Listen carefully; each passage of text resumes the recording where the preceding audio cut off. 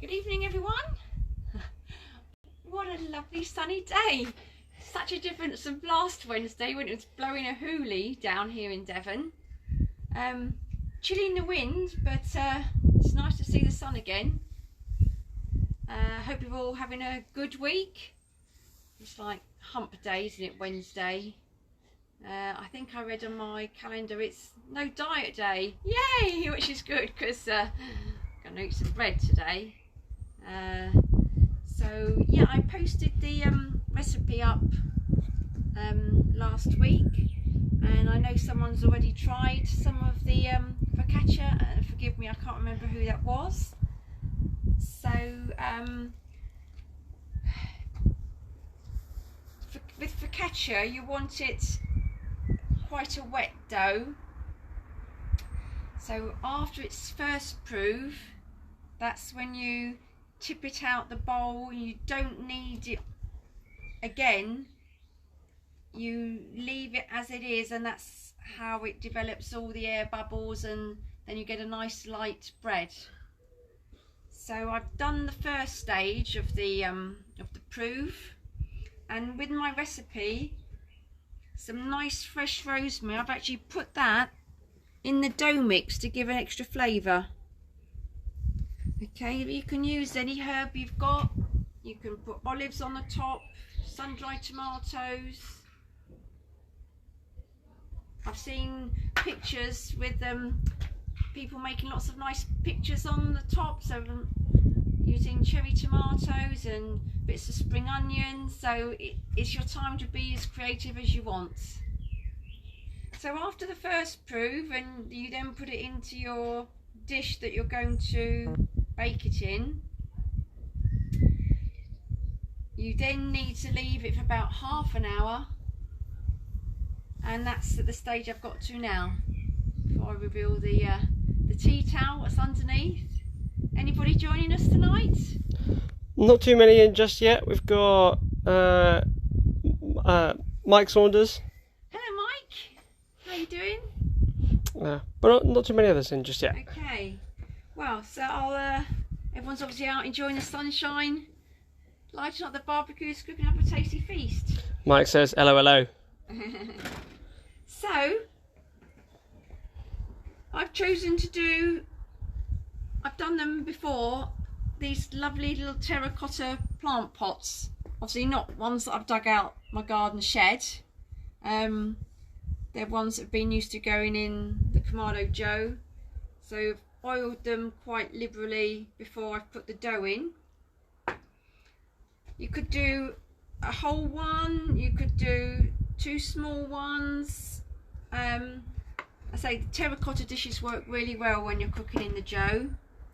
So now is when you need to check obviously it's risen, which it has. You're going to poke your finger in and make all the little indentations on the top, and that's then what you can drizzle your oil over, put some more fresh rosemary and some nice coarse sea salt on the top. So that's what we're going to do now. So I did wash my hands before I came out, so I'm going to just gently make your indentations like that. Even looks like you're planting seeds.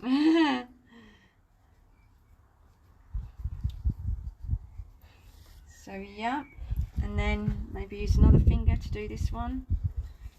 Got Gary Parker saying hello Sue. Hi Gary. He also says hello cameraman. Hey Gary. Mike also said he's good. We're going to reverse roles, I think, in a couple of weeks' time. Ashley, you can cook and I can do the camera bit. Christine and Jeanette have popped in. Hi Christine. Hi Jeanette. Right, so once you've made your little indentations on the top, I tend to put the oil on first. This is rapeseed oil, but you can use light olive oil, or always top it up with oil after. So just drizzle that over the top, and what the oil does, it fills up all those little pockets, and it also soaks into the bread when it's cooking. Okay. And then I've got some chopped rosemary that I've picked out the garden. My rosemary bush is doing quite well.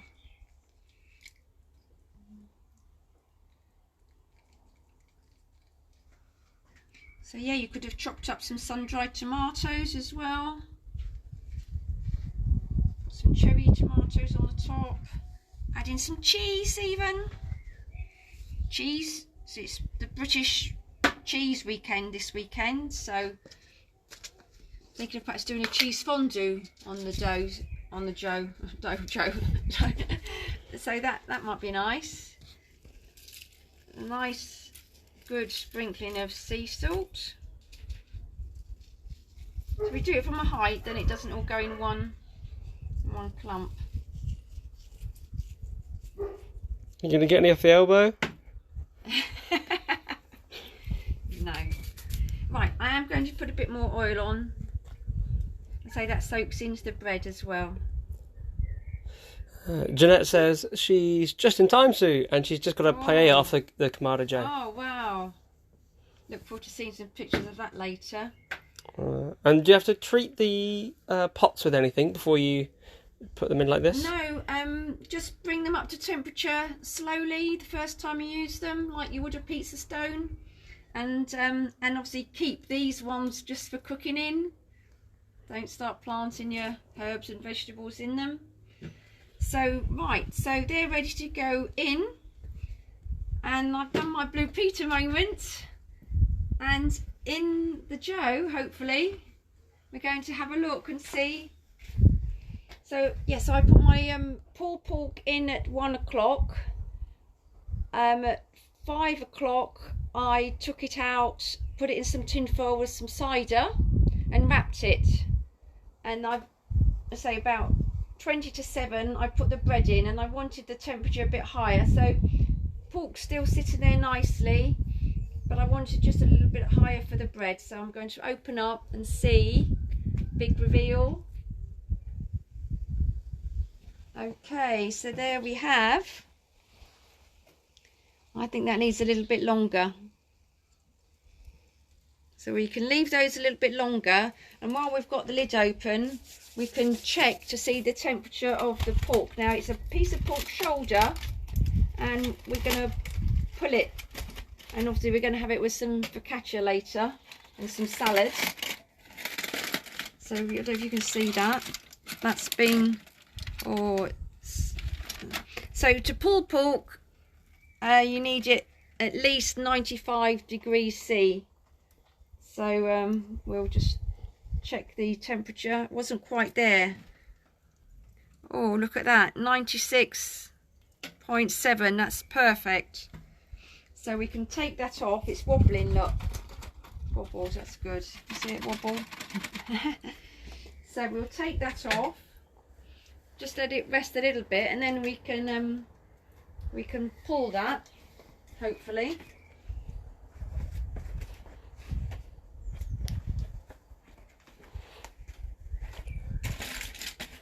I'll bring that over so save all the juices. Bring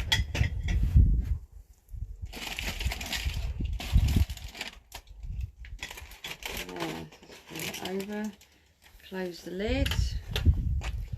Roberto's popped in. Hi Roberto. So it's lovely full grill. It is very full, isn't it? And this little bit here, so this is the fat that I cut off the my pork shoulder joint, and what I like to do is to just leave it on the grill while the pork's cooking so the fat renders down, and then once I finish doing all my bread, I'm going to just quickly turn it upside down and give it a bit of blast on the coals on the grill, just to get that nice and crispy. But that's been sitting there as long as the pork shoulder. So I'll quickly close the lid and just let that bread cook for a little bit longer. Shane says he did this the other day with his pots, but he's still trying to get the remains out. Oh, grease them very well. Use a lot of oil or butter even. Be very generous. So yes, you could always put a little bit of baking paper at the bottom of it, and then you can cut around the pots with a knife just to make sure they pop out. So we'll leave them just there, and we'll pop them in when the others come out. Let's have a go at this pork. Ideally you probably want it to rest a bit longer.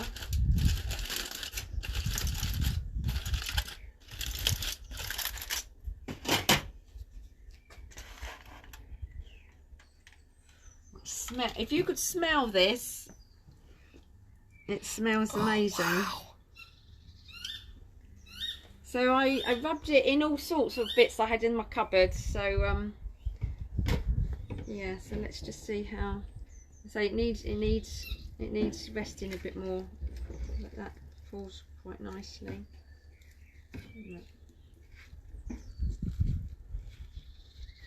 So would resting it make it a bit softer? Yes, and then all the juices will go back in. So we'll pop it in. So maybe we pull this bit and pop that bit back to rest, maybe? We can just pop it all in there, I think. I never have quite got the hang of these bear claws. Dad normally does it, doesn't he? Yeah. That's his job. I cook it, he carves. Same at Christmas with the turkey. Philip does the carving. So that's pulling. It is pulling. It's just it needs resting. That's better. Look, there is a knack, isn't there? That's it. And then what we do, we stick it all back in with the liquor there, and any excess in the bottle. Roberto did say, what wine is it tonight? It's cider. Devon cider, Roberto, for a change. So cheers.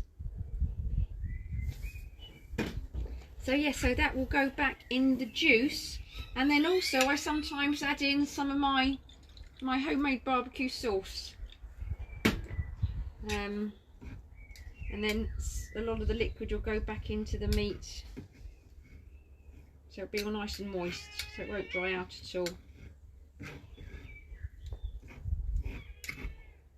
Have a little taste.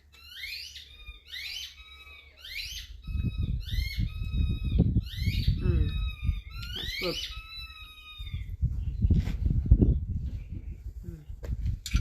Cameraman might have a bit. That's only a little bit. Okay, so what we'll do is we'll pop that back in there just for now, and I'll pour the rest later.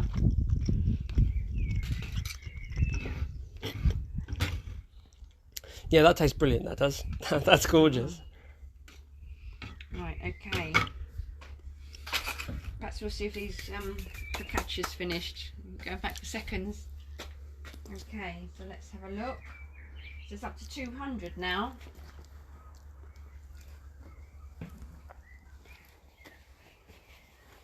What we can do is just check they're done.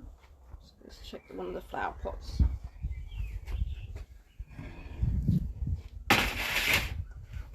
So yes, so I did grease them quite well.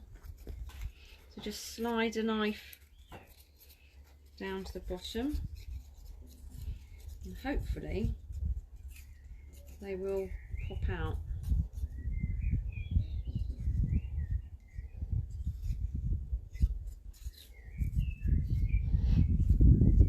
I can see that baking paper being really useful here. Just at the bottom, that's where it tends to stick. Well, it's not too bad. I've got a little bit left in there. So yes, I think that looks done. It's going to fall over now. Here we are. As we get the others out.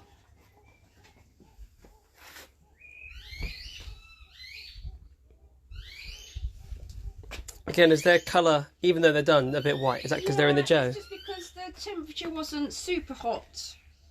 And if you have it too hot, it tends to burn the base. That's what I find. So That's why I've put them on these raised tins, just to give it a bit more height from the grill.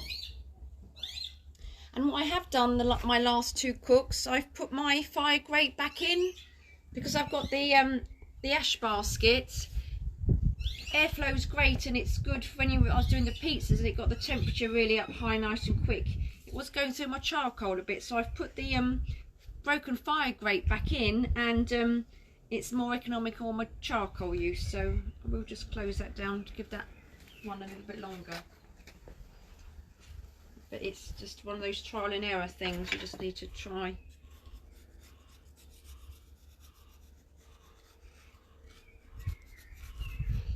Let us know if you've done any cooking today or got any exciting cooks on the cards coming up. We'll be eating pork for a few days now. Oh, so to make some brioche buns when we finish the focaccia.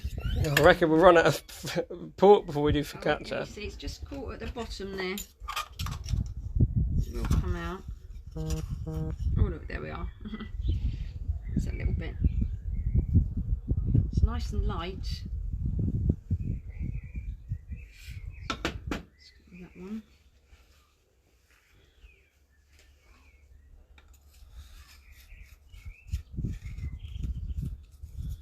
That looks smooth, that one. I think I'm going to have to put paper in next time, actually, just to get it off the bottom, because I didn't grease it enough. That one sounds a bit more hopeful.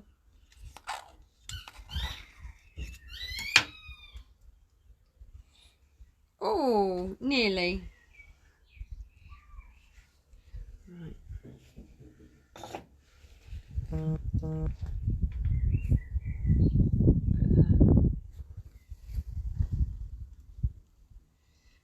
There's those rosemary bits in the bread. So if you did, this would be good for dipping in if you did a fondue, cheese fondue, it'd be nice.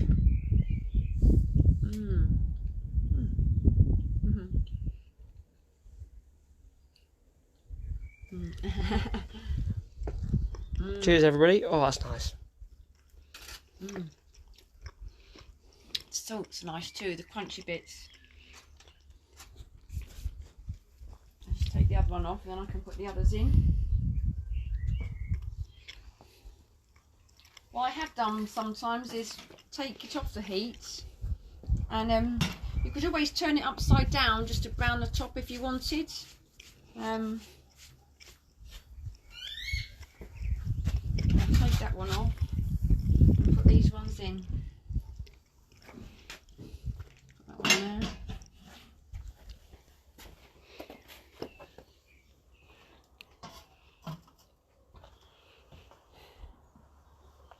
It's a good job I like focaccia bread.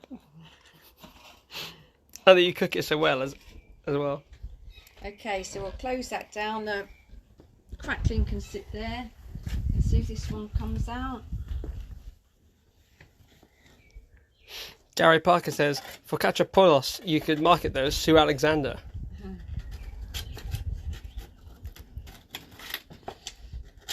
I did grease this one, and I have put baking paper at the bottom of this one.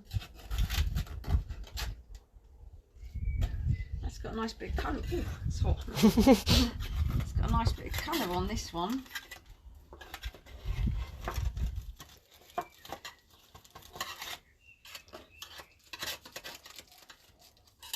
Just got to tease it out. Okay.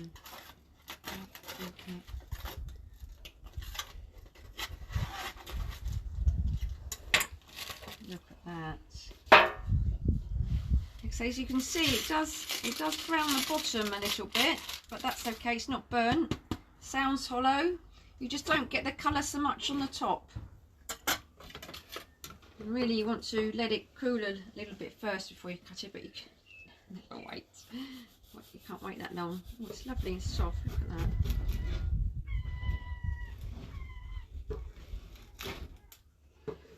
We could dip it in oil. Be very Italian to have to dip it in some oil, wouldn't it? Yeah. Or a nice, have it to go with a nice antipasti board. Some nice charcuterie and olives and cheese. So yeah, so that's the focaccia.